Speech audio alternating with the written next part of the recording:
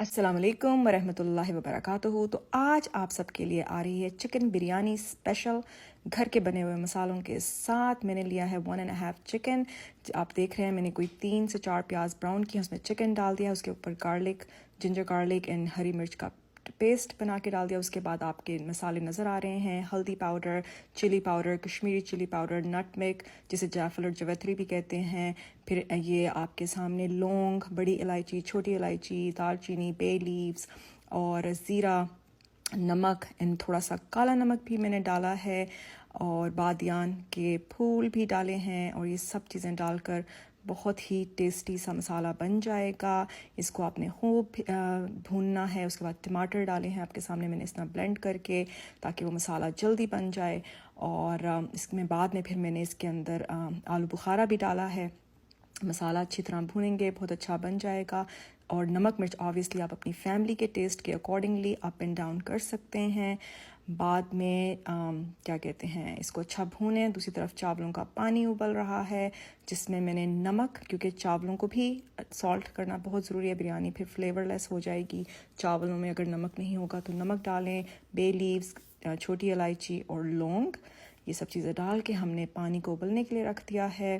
साथ में lemon, 1-2 slices lemon के भी डालूंगी पानी में। उसके बाद ये सारे जो गार्निश, जिसमें मैं मिंट लाजमी डालती हूँ, सिलेंट्रो डालती हूँ, green chillies and lemon slices. जब चावल अच्छी तरह उबल जाएं, एक कनी बाकी रह जाए, तो आप उनको स्ट्रेन कर लें, ठीक है।